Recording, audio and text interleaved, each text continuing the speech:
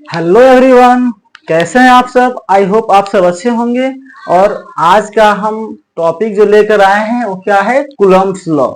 तो देखिए Coulomb's law जो था ना, ये इससे पहले मैं प्रीवियस वीडियो बनाया हूँ electric charges and its properties. उसमें हमने एक प्रॉपर्टीज पढ़ा था। क्या था कि जो लाइक चार्जेज हैं एक दूसरे के साथ रिपल्सन होता है, और जो अनलाइक चार्जेज होते हैं क्या होता है, अट्रैक्शन होता है। तो कूलम्ब्स ने क्या किया, दो चार्जेज के बीच फोर्स निकाले। उनके उसके लिए उन्होंने क्या किया, दो पॉइंट चार्जेज लिया। क्या लिया, दो पॉइंट चार्जेज Q1 और Q2, और इन दोनों के बीच में उन्होंने डिस्टेंस क्या ले लिया, R ले लिया। तो एक्सपेरिमेंट के द्वारा उन्होंने ये पाया कि जो फोर्स लग रहा था इन दोनों के बीच में वो क्या था, डायरेक्टली प्रोपोर्शनल था दोनों चार्ज के मैग्नीट्यूड के प्रोडक्ट के। क्या था, डायरेक्टली प्रोपोर्शनल था। जैसे कि Q1 और Q2 है, इसके डायरेक्टली प्रोपोर्शनल चार्जेस का जो फोर्स लग रहा था इन चार्जेस के मैग्नीट्यूड के डायरेक्टली प्रोपोर्शनल था। और एक क्या था, जो इसके डिस्टेंस था उसके स्क्वायर का इनवर्सली प्रोपोर्शनल था। डिस्टेंस के स्क्वायर का इनवर्सली प्रोपोर्शनल। तो इसी बात को स्टेटमेंट में कैसे लिखा गया था, the force between two rest point charges. दो पॉइंट चार्जेस के बीच में जो लगने वाला फोर्स था वो क्या था, चार्ज के जो प्रोडक्ट है उसके मैग्नीट्यूड के डायरेक्टली प्रोपोर्शनल था, और जो डिस्टेंस था उसके स्क्वायर के क्या था, इनवर्सली प्रोपोर्शनल था। तो ये स्टेटमेंट हो गया। अब हम इसको इक्वेशन 1 मान लेते हैं और इसको इक्वेशन 2 मान लेते हैं, ठीक है। और एक और इंपॉर्टेंट बात क्या है, जो फोर्स था ना वो इन दोनों के लाइन ज्वाइनिंग जो था, जैसे कि लाइन ज्वाइनिंग मतलब क्या, या तो ऐसे जाएगा फोर्स या ऐसे। मतलब जो लाइन ज्वाइनिंग था उसी का क्या था, जो लाइन ज्वाइनिंग था उसी के अलोंग फोर्स था। तो फिर हुआ क्या, कंबाइनिंग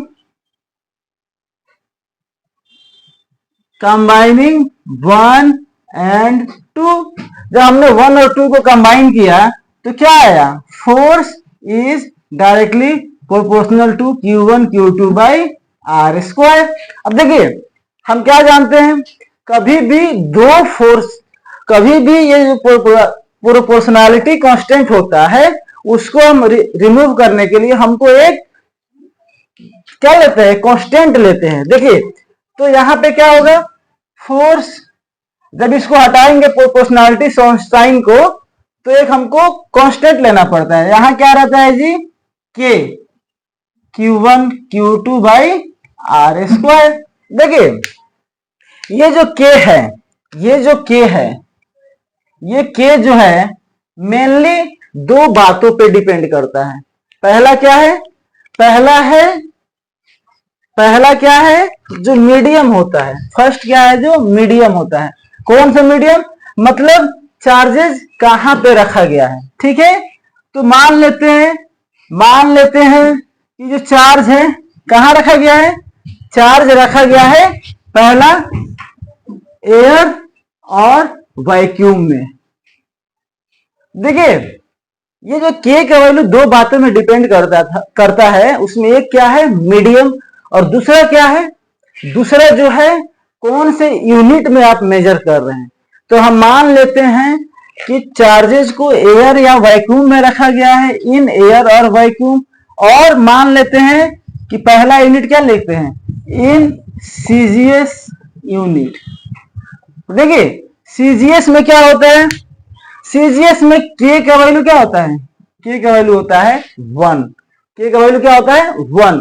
तो इस तरह से यहां पर अगर हम के का वैल्यू 1 रखते हैं तो फोर्स क्या आ जाएगा, 1 into Q1 Q2 by R square. अच्छा, जो सीजीएस यूनिट होता है उसमें फोर्स का यूनिट क्या होता है, डायन। क्या होता है जी, फोर्स का यूनिट डायन, ठीक है। तो इस तरह से फोर्स अगर हम सीजीएस एयर और वैक्यूम में ले और सीजीएस यूनिट ले तो फोर्स क्या आएगा, Q1 Q2 by R square डायन, ठीक है। ये तो हो गया हम किस में रखे थे, जब जब चार्जेस को एयर और वैक्यूम में रखे थे, ठीक है। और हमारा यूनिट क्या था, सीजीएस यूनिट था। इसको इरेज करते हैं, जिनको स्क्रीनशॉट करना होगा कर लेंगे। फिर क्या होता है जी, अब जो सेकंड केस है इसमें हम चार्जेस को कहां रख रहे हैं, बी केस। अभी भी एयर और वैक्यूम वाला ही केस है, लेकिन अब हम सीजीएस ना लेकर क्या ले रहे हैं, SI unit, in SI unit. अब देखिए एसआई में क्या होता है, क्या करते हैं हम, जो के का वैल्यू होता है ना वो होता है 1/4πε0। ध्यान देना ये क्या है, एप्सिलॉन नॉट। इसको एप्सिलॉन नॉट को क्या बोलते हैं जी, परमिटिविटी। क्या बोलते हैं, परमिटिविटी फॉर फ्री स्पेस, ठीक है। अब देखिए एप्सिलॉन नॉट का वैल्यू क्या होता है, 8.854 इंटू 10⁻, क्या हो जाएगा, -12, ठीक है। यही चीज ऊपर जाकर क्या होता है जी, प्लस में 10, तो क्या हो जाएगा।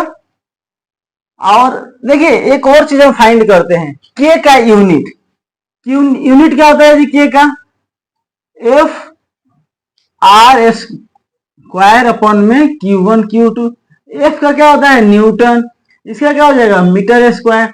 इसका कूलम का -2, ठीक है। तो के का यूनिट ये होता है, और एप्सिलॉन नॉट का यूनिट क्या होगा, कूलम का स्क्वायर, न्यूटन -1, मीटर -2। तो ये हो गया एप्सिलॉन नॉट का। तो इसका वैल्यू क्या हो जाएगा, इतना कूलम स्क्वायर, न्यूटन -1, मीटर -2। अब देखिए जब हम के का वैल्यू फाइंड करते हैं तो के का वैल्यू आता है 9 into 10⁹ newton metre square coulomb -square. ये क्या होता है जी, के का यूनिट। अब देखिए अब यहां से अगर के का यूनिट ये है तो हम क्या करेंगे, यहां पे हम लिख देते हैं, क्या करते हैं जी, तो बताइए फोर्स का वैल्यू क्या हो जाएगा, फोर्स का वैल्यू क्या होगा, के Q1 Q2 by R square. यहाँ पे के का वैल्यू क्या है जी, 1/4πε0 Q1 Q2 by R square. और इसका वैल्यू कितना होता है, 9 into 10⁵, 9 Q1 Q2 by R square. अच्छा यूनिट क्या होगा जी, यहाँ पे यूनिट क्या होगा, न्यूटन, ठीक है। तो ये हो गया हमारा, ये हो गया हमारा एयर और वैक्यूम के लिए, एयर और वैक्यूम के लिए क्या होता है, फोर्स का वैल्यू, फोर्स का वैल्यू। अब हम बात करते हैं एयर और वैक्यूम की, ना बात करके किसकी बात करते हैं, देखिए अब हम बात करते हैं, इसको स्क्रीनशॉट लेना है तो आप ले सकते हैं। अब एयर और वैक्यूम के बदले हम किसकी बात करते हैं जी, इन मीडियम। देखिए किसमें बात करते हैं, इन मीडियम। सेकेंड केस क्या है जी हमारा, सेकेंड केस क्या है, इन मीडियम। देखिए मीडियम में क्या होता है, फोर्स का वैल्यू 1/4πε0 होगा, क्या होगा आपकी बात, एप्सिलॉन होगा। और यहाँ पे क्या होगा, Q1 Q2 by R square, ठीक है। अब देखिए इस एप्सिलॉन को क्या बोलते हैं, एप्सिलॉन को बोलते हैं परमिटिविटी, परमिटिविटी फॉर क्या, मीडियम। क्या बोलते हैं, परमिटिविटी फॉर मीडियम। अब देखिए एप्सिलॉन का जो फॉर्मूला है ना, ये होता है एप्सिलॉन नॉट एप्सिलॉन आर, ठीक है। तो देखिए क्या होता है, यहाँ पे जो एप्सिलॉन नॉट तो पता ही है क्या होता है, परमिटिविटी फॉर मीडियम। इस एप्सिलॉन नॉट का वैल्यू क्या होता है, परमिटिविटी फॉर फ्री स्पेस, और इस ER का वैल्यू क्या होता है, एप्सिलॉन R का रिलेटिव परमिटिविटी। क्या होता है, रिलेटिव परमिटिविटी। देखिए, तो यहां से हम क्या देख रहे हैं, फोर्स का वैल्यू क्या हो जाएगा, 1/4 pi epsilon not epsilon R Q1 Q2 by R square. अब देखिए, हमने 3 केस डिस्कस किया, कौन कौन से, एक था एयर और वैक्यूम के लिए, एयर और वैक्यूम में क्या देखा, एयर और वैक्यूम में हमने CGS और SI देखा, और ये मीडियम के लिए हमने देखा। ठीक है, अब हम बात करते हैं इसके लिमिटेशन के, किसकी बात करते हैं जी, लिमिटेशन की। तो देखिए, लिमिटेशन की बात करते हैं, क्या है लिमिटेशन। चलिए लिमिटेशन की बात करते हैं, तो इसमें क्या है, लिमिटेशंस ऑफ कूलॉम्स लॉ। देखिए, तो जो लिमिटेशन होता है पहला क्या है, it is applicable, it is applicable for only point charges, point charges। दूसरा लिमिटेशन क्या है, it is applicable for rest charges only। और थर्ड क्या है, देखिए थर्ड क्या है, it is not applicable for, it is not applicable for very large distance, very large distance and very small distance।